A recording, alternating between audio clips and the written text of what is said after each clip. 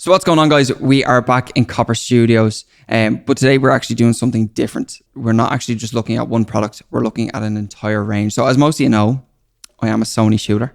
I have been for the last 5-6 years, but before that I was Canon. And there's a massive rivalry between Canon and Sony. Canon approached myself and the guys over at CameraKit.ie to see if I would like to test out their cameras. And I've done that before, but I said this time I want to do something different. I want to see what they're like in the real world. So we came with the conclusion or the plan of giving myself a C70, a Canon R5, 4 lenses for an entire month to use in the real world. So I can give you an accurate comparison based on my experiences with the products. Over the month that I had the cameras, I definitely had such a wide variety of different shoots. I had a studio shoot in here where we were using some continuous light and just ambient lighting from coming in from outside and stuff like that. We opened up the shutters and you'll see some of those shots in here. I'm not going to talk about the results just yet because I don't want to spoil it, but it's been very, very interesting. We also had some concerts and stuff like that we were shooting at. I was shooting at festivals and events, stuff like that as well. I brought the cameras to Ibiza. These cameras saw a lot of work over the last month. So I want to start off by getting the obvious out of the way, and that is that Canon glass cannot be beaten against, like it just cannot be compared to with Sony glass. In my opinion, the feel of a Canon lens feels better, especially the RF lenses. The image quality out of it, absolutely superb. The colors that come through them, it's all around an amazing collection of lenses. Now, what Sony does have over Canon, and you'll see this theme kind of running throughout, where I'll talk about something and then we will talk about the positives of both or the negatives of both, and we'll contrast and compare. But when it comes to the lenses, the thing that Sony has over Canon is price and the fact that their mount is available to third-party manufacturers, so the likes of Tamron or Sigma and stuff like that. Whereas Canon have made the RF mount completely their own and will not be sharing that with third parties. As far as I'm aware, that was the last update I received on it anyway. Now, in saying that, you are going to end up getting, when you go to third-party lenses, some of them are amazing. I use a Sigma 24-70 on my Sony and have done for a good while because at the time it was the sharpest. Now, Sony have come out with a new sharper 24-70, so I'll probably switch over to that as soon as I'm finished with this lens. But you do see 9 times out of 10 a decrease in quality. So at least Canon are, when you buy Canon glass, you're not just buying the R line, the little red line on it. You are buying quality glass for quality images. Now, I decided to split the video into, well, the main parts of the video anyway, into 2 different pieces. So you have your photos and your videos. So your photo section, we're going to cover, as I said, everything to do with photos, and the same for videos. The reason I did that is because if you're a photographer and you want to watch this video, you can just watch the photography section. If video doesn't apply to you, you can skip right through and look at the conclusion. If you're video, you can do the same. If you're a hybrid shooter like myself, you can watch the entire thing. There is definitely stuff that's going to be talked about throughout the entire process, whether it's photo or video. I might even throw in, especially when it comes to the likes of menu systems and stuff like that, I might have found, I'm not gonna give it away just yet. But if you can watch the whole thing, happy days. If you want to just focus on the photos, that's why I've done it this way. So let's get started with the photography. So kicking off with the photography side of things, over the last 6 years of my career, I have shot a serious amount of photos and different kinds of photos. So everything from products, fashion and beauty. Jeez, I've shot concerts, festivals, events, nightlife. I've done loads of different things. I've even dabbled in car photography, we won't talk about that. But I've tested out, I've shot a lot of photos. I've shot a good variety of photos. And I've shot them in different locations as well, whether they're in studio, on location, or even in different countries and stuff like that. So I've gotten, a good kind of background of taking photos. And I was able to put that to use with the R5 when I took it out for testing. I booked in a test shoot with a model in here because I wanted to test it out in a studio setting, in a studio environment. I ended up actually preferring the natural light look, so we ended up going for that. Did use 1 or 2 little continuous lights, but it was mostly just light bouncing from outside into the studio, which there's not a lot of available light, but pushing the ISO, we'll get into it, but it looked absolutely amazing. You'll see some of those results a little bit later on. But I really wanted to kind of focus on a few different topics when it came to the photography. So what I have down is the resolution or quality, the color, its noise performance, the real world results, because they can be off, like they can be so different. Like I find when I've done testing with cameras and stuff like that I've gotten from CameraKit for, a day or two, you're kind of limited on what you can do. But I was able to give this a really good shot. So I feel comfortable enough to share with you the results from my real world testing.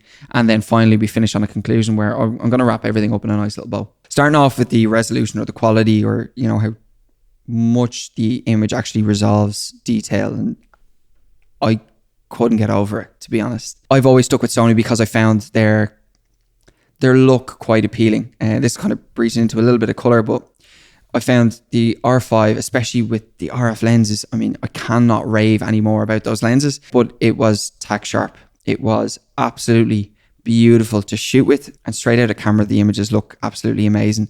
I can see now why so many professionals in the fashion and beauty world especially are shooting with these. It's a 45 megapixel camera. I mean, you know, it's huge as far as resolution goes.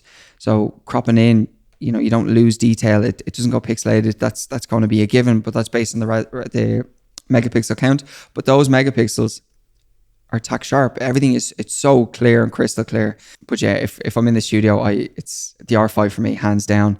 That also flows through with the likes of color science. So Canon are just well known for their skin tones. Sony have a particular look about them that can be quite appealing. It became quite a trend for a while.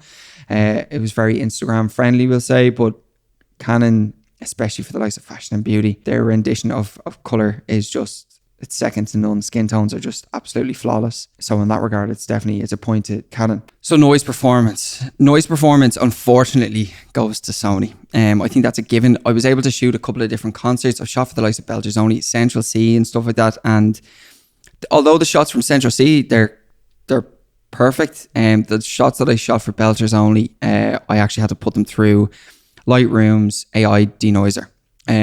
So it's quite a heavy process on the computer. It slows down my workflow. Whereas with the Sony, I don't really have to push it as much. I just find the Sony are they're the absolute king of low light. And you'll see that kind of play through when it comes to the video aspect of things as well. The C70 that I was able to test out, I'm kind of skipping ahead here, but the C70 that I was able to test out is not a full frame sensor, so its light performance is definitely hindered because of that.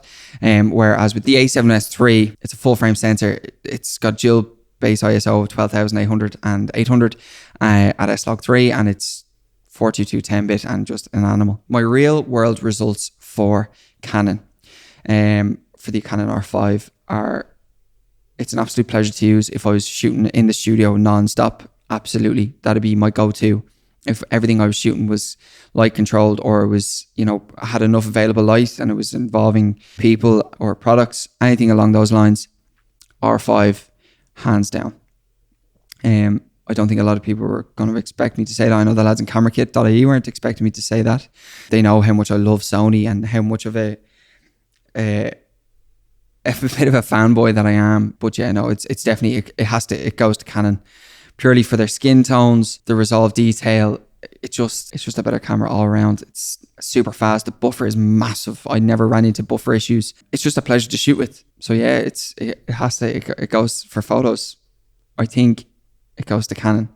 In saying that, there is always a caveat. There is always a but. If I was shooting nothing but festivals, concerts, late night stuff, anything dark, it'd be Sony hands down. And funnily enough, I'd actually probably pick the Sony A7S III for photos. As a hybrid camera, purely because it's only a 12.2 megapixel, but those megapixels are massive in comparison to the 45 megapixels that you see on the likes of the R5, or the 32.5 that you see on the likes of the A7 IV. So this video is completely organized, supported, supplied and sponsored by CameraKit.ie. So I want to tell you a little bit about the lads over at CameraKit.ie, because it doesn't do them justification for me to just say they're great lads, go. If you're buying or renting, go to them. So if you live in Ireland or Dublin specifically, and you are looking to rent equipment, go to CameraKit for so many reasons. For one, their customer service is second to none. Two, their collection of equipment is absolutely outstanding. We did a little walkthrough of their warehouse there the other day, and it is massive and it is packed to the rafters. I think, from what I can remember, the lads are actually looking at a bigger space because they're just running out of space already with the amount of rental equipment they have. They are the most pleasurable people to deal with. They're extremely generous with, you know, whatever it is you need, they are there to help, and they are just absolutely amazing. Even on the sales side of things, you give them a call, ask for Tommy or Colin, tell them I sent you. they're going to kill me for saying that because I'm just going to have them inundated with phone calls. But go give the lads a call. They were the ones that organised for me to get the R5 and the C70 and actually put it to the test. They're facilitating so many things for yourselves. But yeah, I just wanted to give a massive thank you and shout out to the lads over at camerakit.ie. Now, coming into the video side of things, this is where it gets a little bit tricky. I want to start off with, first off, talking about the menu systems. So when I shoot on Sony, there is 3 programmable buttons or 3 programmable modes. I have them set up for, say, 30 frames per second, 60 frames, and then 120 frames per second. So I can easily switch between my frame rates. And that part of my job is so important that everything needs to be fast. And that's one thing that the Sony does. It gives you, and even the menu system I find is really easy to get through. Unfortunately, with the Canon systems, I just found it a little bit more cumbersome. I found myself strictly shooting in 60 frames per second, so I had flexibility in post because an awful lot of my stuff, I don't have time to think about the next shot. It's when the shot happens, I'll get it, with the likes of events and stuff like that. And I felt like that was a much slower process on the C70. The menu systems on the Sony, they're just, for me anyway, they're just much easier to use. They're much easier to find what you're looking for. I know them inside out, and maybe that's why. There could be just a little bit of bias there, but for me, the menu systems were a bit of a hindrance. Wasn't a massive fan. All the customizable buttons that are on the C70 are absolutely amazing. It's great if you can utilize them. I just didn't really get the time to map them all out, learn them all, and then start shooting with it. I was straight into shoots, and because of that, things kind of slipped away. In saying that, the color out of the C70, and again, it goes back to Canon's color science. It's just beautiful straight out of camera. I found something really interesting. I shot in the same location for a similar event twice, one with the Sony and one with the Canon. So it was nearly an apples to apples comparison, which was really rare in testing out these things, unless you set up these tests. And the fact that I could actually compare apples to apples in the real world, similar lighting situation, similar weather, similar everything. I found, for whatever reason, the Canon, the colors felt more vibrant and more saturated without being overly pushed or overly saturated. I just found the colors again. It all comes back to colors for Canon. Canon's color science is absolutely outstanding. Sony's color science just isn't the same. It's just not there. I find Sony's color science nice for the kind of Instagrammable stuff, but when you want something really clean, it's Canon all the way. Because of that, I'm actually going to stick with Canon when it comes to color science. It's for photo and video. It's Canon color all the way, which brings us down to codecs and frame rates. Codecs, frame rates, and editability. So based on the codecs, frame rates, and editability of files, when I first tested it out with the C70, hated it, despised it. That was over a year ago. And it was purely because I just couldn't edit the footage that I had taken on it. It was just destroying my computer. And I have a fairly beefy MacBook Pro. But yeah, it just was not workable. It was not usable. You'd have to drop down to lower codecs. And because of that, then you'd lose flexibility in post when it comes to color grading. And it wouldn't be as good as, say, the A7S III with XAVC-SI, I believe. Say, when you're shooting at 30 frames per second, you're getting 600 megabits per second. I mean, the flexibility is endless. The color grading, you can push it so far and it doesn't break. Canon have sent out a firmware update. It was an absolute dream to work with. I have to admit, there was nothing wrong with it. I just didn't like the fact that you're shooting on a crop sensor with limited frame rates, crops. With the A7S III, you're getting, although it's only 4K, you're getting everything in 4K, all the way up to 120 frames per second. For codecs, editability, and frame rate, it's going to have to go to Sony, unfortunately. So when it comes to the profiles I actually found confusing with Canon. Unfortunately, I did research and it told me that I was going to get more dynamic range when I shot in C-Log rather than C-Log 2. And it was just, with Sony, it's S-Log, S-Log 2, S-Log 3. And you're going to get more dynamic range with S-Log 3 than S-Log 2. Whereas with Canon, it's kind of the opposite way around. So it kind of threw me for a while. Now, in saying that, I never ran into issues with actual dynamic range. There's a great variety of color profiles when it comes to the Canon range. I think Sony did something really smart with their S-Cinetone, which is, it's almost graded cinematically out of camera. And it's great for if you need quick turnaround or you're not that versed in the likes of DaVinci Resolve and the color grading and stuff like that. It's great for that. I often shoot a lot of kind of longer podcasts and stuff like that in S-Cinetone. So for that, it's great. But as far as profiles, I mean, you can always adjust them. You can always edit them. I did find the dynamic range of the C70 absolutely phenomenal. Hard to distinguish whether it beats Sony from my experience anyway. I'm sure the likes of Gerald and Dunn and stuff like that has done extensive tests where you can look at them both. I didn't do anything scientific. I did everything real world because I wanted to actually know how it felt in the hand. It's all well and good shooting charts, but how does it actually work in the real world? The autofocus system is another one. I actually prefer Sony's autofocus system when it comes to video. For whatever reason, there was a good bit of searching when it came to the C70. It could have been just the situation I was in or whatever, but because it happened, I have to give the likes of autofocus and stuff like that to the Sony when it comes to video. Photos, it was flawless, but Sony for video takes the autofocus win. And it's kind of, you know, I'm going to say it's even then on profiles. So my real world use case then for video, it's a tough one. If I was shooting larger campaigns, I had a team of people with me. It was, you know, we have a shot list and we have a location and there's lighting, there's grip, there's everything like that. I would pick the C70 because of the colors, as I said. It is quite flexible in post-production as well. But for the run and gun, social media content, fast-paced shoots and stuff where you don't actually have the time to stop, slow down and look at what you're doing, or take a second to go through the menu system to change your frame rate if you need to get a slow motion shot, or, you know, if you need to adjust settings, anything along those lines. Sony definitely takes the cake. But as I said, the colors, that Canon, it's always gonna come down to colors.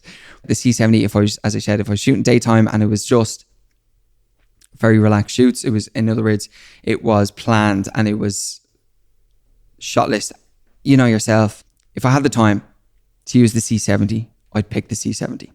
But unfortunately, the way I shoot and the shoots that I'm on, it goes to the Sony. So I think it comes down to what I switch. Being a Sony shooter for so long, I'm so used to the system. So I'd be hesitant to switch to any other system anyway. That's purely because I don't want to learn something new. I don't really have the time to learn something new.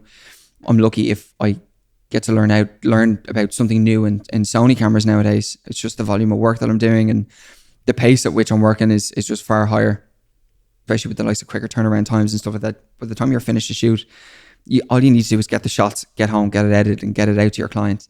It's become so fast paced that taking the time to relearn a new camera system just isn't feasible. But, and it's a big but, if I was to switch to exclusively stills, or I was to switch to exclusively fashion and beauty and ad campaigns on a commercial level, I'd switch tomorrow. Which I don't think any of the lads in Camera Kit are expecting, or the guys in Canon, because they know how much of a Sony shooter I am. The likes of fashion and beauty, hands down, Canon. The likes of daytime shoots or shooting with high available light, it's going to be Canon. Hands down, just purely for the, as I said, for the colors. I keep saying it. I don't know how many times I've said it. I might stick a counter up for the crack. But yeah, it's Canon all the way in that regard. But for low light performance, speed and ease of use, that's where Sony takes the win for me. And they are the most important parts of my job at the moment. So unfortunately, I can say I'd switch to Canon 100%. Now, in saying that, the Sony cameras that I've used are the A7 IV, the A7S III. They are the kind of top of the line. I've used the FX6 as well, but let's compare apples to apples. The A7S III or the FX3 and the A7 IV are what I've compared to with the Canon R5 and Canon C70. What I would love to do is ask Sony to send out their R5 and let's compare apples to apples when it comes to the photography side of things. And let's see if Canon are still the top dog when it comes to photography.